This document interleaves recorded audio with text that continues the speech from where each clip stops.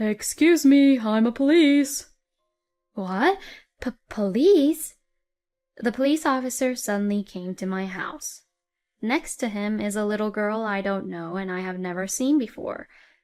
Then the police officer started to make a surprising statement. Your daughter was lost, so I brought her back here. Huh? I don't even have a child, let alone a daughter. Being confused, I told the police officer the truth. I don't have a daughter. My name is Lisa. I am 34 years old and I work at a company. My husband, James, and I have been married for 7 years now. We met through work, and after dating for about a year, we got married. He is kind and dependable, and I was very happy in our marriage. Of course, I have some frustrations from time to time, but that's part of what makes me happy as well. My husband is 2 years older than me, so he thinks more maturely than I do, or rather, he can look at things from a bird's eye view. Because of his personality, he is able to quickly open up to anyone and get along with them since he's really an open-minded person. My husband seems to have been that type of person since he was in school, and he has a lot of friends. Since my husband's friends often come over to our house, I have become very good at making little snacks that are not too heavy and entertaining for them. My husband likes to drink, and it seems that similar people often gather around him, and they all eat the snacks I make, saying they are delicious and tasty. My husband thanks me for all my hard work, and I am happy that I am fulfilling my role as his wife. We were leading a peaceful and happy life. However, I had a little problem. It was about my mother-in-law, Astrid. Lisa, when are you going to have a baby? It's been 7 years since you and James got married, and you are already 34 years old, right? I think it's about time you are at the end of your rope. What do you mean by at the end of my rope? It means that you should be divorcing James. What? Why would I do that? Because it's true, isn't it? You're not functioning as a wife in any way. No way. Please, don't talk to me as if I'm like a thing to you. I'm saying this for James' sake, you know. I'm his mother. If you keep on staying with him and you can't get pregnant with a baby, he will be the one who will be unhappy, you know. So, if you don't get pregnant within a year, I want you to divorce James. Oh, no.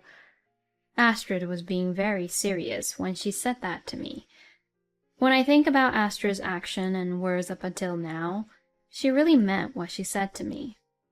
Astrid, unfortunately, has been very harsh with me since the beginning of my marriage with James. Whenever we met, she would complain about anything, and one time she made me do all the food preparation for the family's New Year's party. At that time, my relatives were concerned about me and told Astrid about it, so from the following year onward, I was not asked to do everything by myself. Still, when my husband and I would go back home to his parents' place periodically, Astrid would verbally abuse me here and there. Most of the time, it was about my work or about getting pregnant. I had been married for 7 years, so I was beginning to get used to Astrid's verbal abuse, but even so, I was honestly perplexed by what she said this time. What? My mother says something like that? Yes, she did. It sounded pretty serious, so I got a little nervous. In the car, when we were returning home from my parents-in-law's house, I reported to my husband what my mother-in-law had said to me. What she said is indeed too much. Don't worry too much about it. It's just a threat. Oh, okay. I felt calmer because my husband said that, but I still couldn't shake the feeling of how uneasy I felt. After all, after being married for 7 years, it would be strange if I didn't have at least one child. My husband and I had talked about waiting for it to happen naturally, And we weren't doing any particular fertility or infertility treatment. But I wonder if it's time to start thinking about such things. Huh? Oh no, there's no need for that. But your mother... So I told you, don't worry about it too much. Let's just wait for it to happen naturally, like we always have. You think so? My husband really didn't seem to be in a hurry to have a baby, so I decided not to think too deep about it anymore. Then my mind was gradually calming down and I returned to my normal routine as before. I just had a busy season at work and started to focus on that, so I didn't have to think about my mother-in-law. Besides, my husband had business trips pretty frequently and often had to go during weekends as well. So the timing to have a baby was often not right to begin with, and it was hard to take that kind of time as well. Are you going on business trips a lot this month? Yeah, there are a lot of projects I have to see physically. I see. Let's go out somewhere when we both have a day off. Yes, let's do that. My husband is pretty laid back in a good way, so he often calms me down when I get flustered or impatient about some things. With him, I am sure that I will be able to raise a child with peace of mind even if we have a child. Well, it's difficult to get pregnant at the moment, but... Well, I'm off then. How long will it be this time? Well, let's see. I'll be gone about 5 days. I see. So you'll be back next Tuesday? Yeah, that's about right. You have to make sure to eat something healthy, okay? Don't eat junky food all the time. You sound exactly like my mother. But I'll make sure to eat vegetables and stuff and eat healthy. All right then, I'm off. Have a good trip. After seeing my husband off early in the morning with his suitcase, I started getting ready to go to work. I'll be alone for the next 5 days, so I'm going to work a lot of overtime and focus a lot more on my work. I'll just have quick, easy meals for dinner. I spent the period during which my husband was on business trips, living my life as I did when I lived on my own, before I got married. Then, on a Saturday, with about 2 days to go before my husband returned home from his business trip, the doorbell rang. So I opened the front door, thinking it was a delivery service or something. Excuse me, I'm a police. What? Police? The police officer suddenly came to my house. Next to him is a little girl I don't know and I have never seen before. I had no idea what was going on. Why was the police officer here, at my home? And who is this little girl? Then the police officer started to make a surprising statement. Your daughter was lost, so I brought her back here. Huh? What do you mean? What? So I brought your daughter here. The police officer was looking at me with a questioning look on his face. Well, I mean, even if he looks at me like that, I don't have a daughter, let alone a child. Being confused, I told the police officer the truth. I don't have a daughter. What? The police officer began to talk to the little girl. Isn't this lady your mother? And the little girl answered, No, she is not. The police officer was confused. But this house here is your father's house, right? I have no clue. I have never been to my daddy's other house.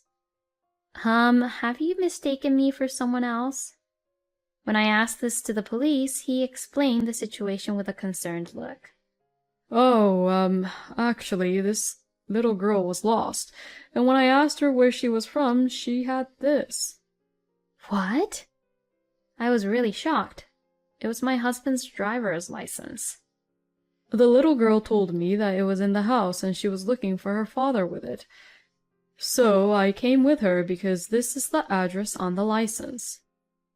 Well, that man is my husband, but I did not know that a little girl like her existed.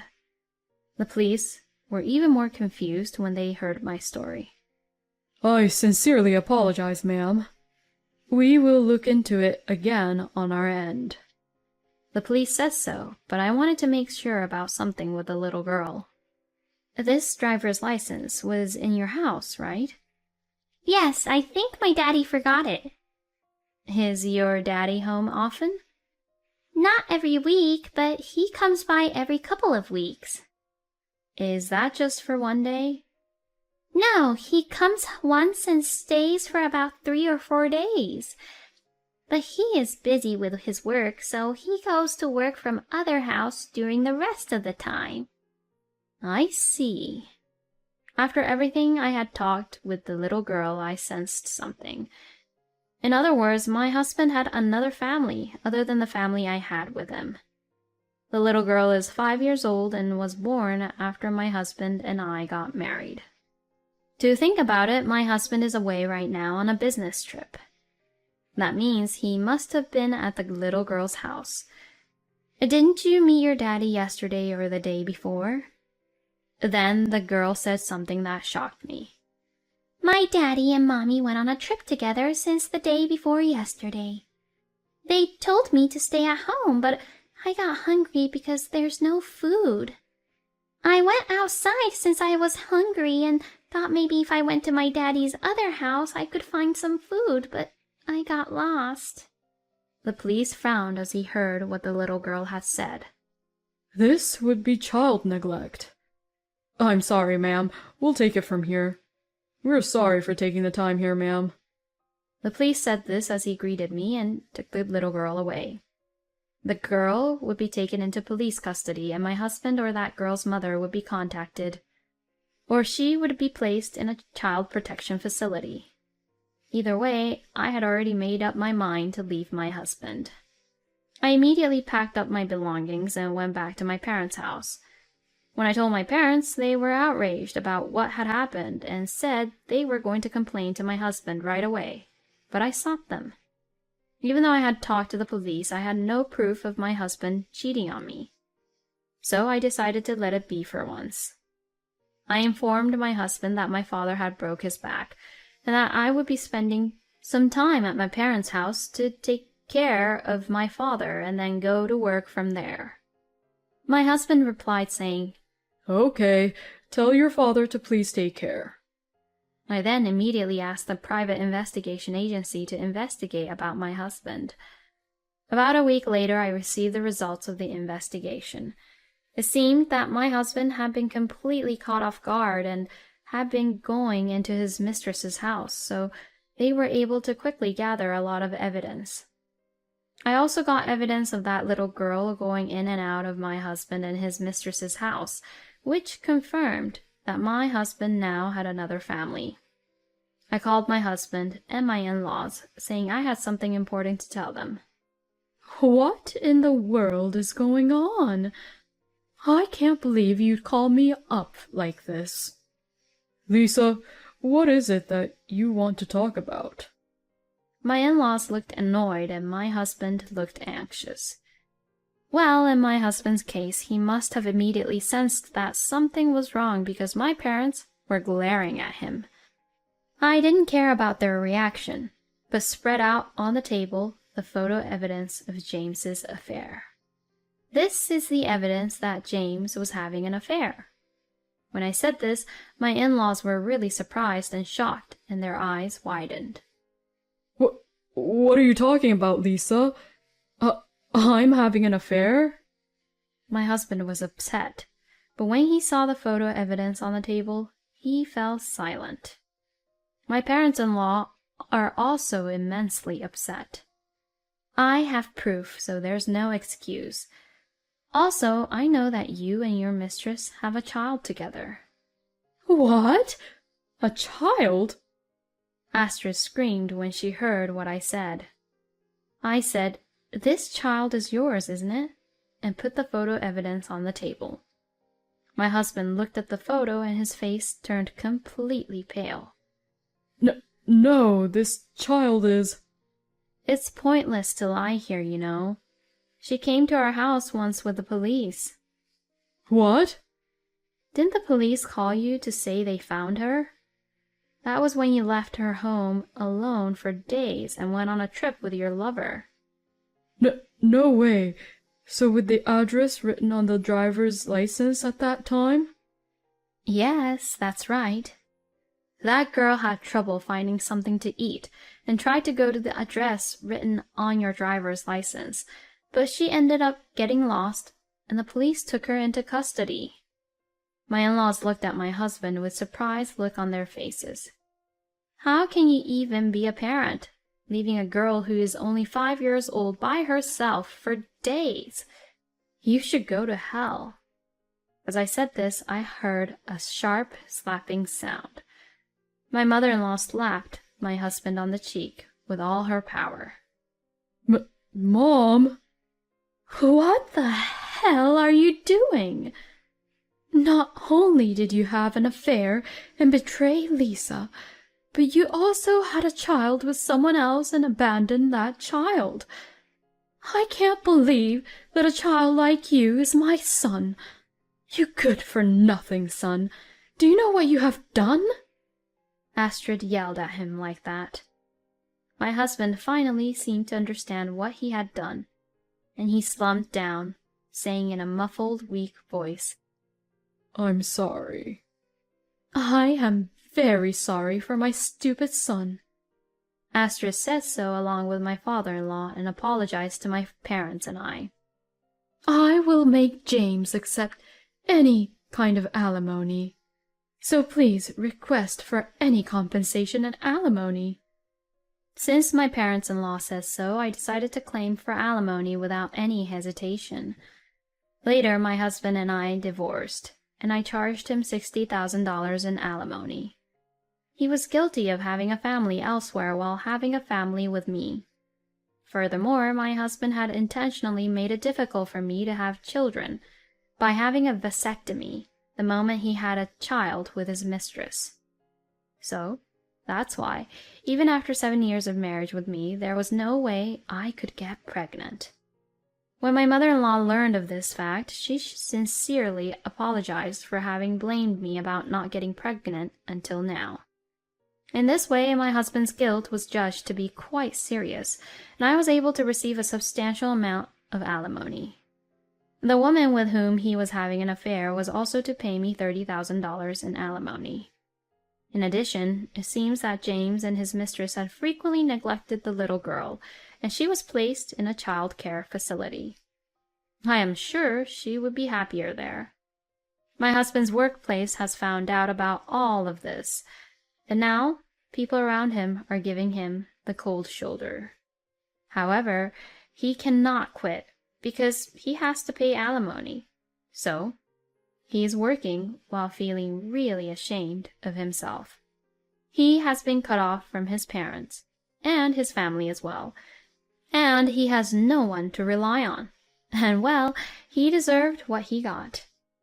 I was quite shocked by this incident, but I'm only 34 years old and I'm going to not dwell on this experience, but look forward to a brighter future. For now, I'm going to put all my energy into my work and make it my goal to get good results for a promotion. James was a terrible piece of crap. Even Astrid, who has been bullying Lisa, was so angry at him in the end. At any rate, I'm glad that the little girl is safe. I'm sorry that Lisa had to go through such a hard time. I hope her life will be full of happiness from now on. Thank you for watching to the end. Please subscribe to our channel. See you in the next video.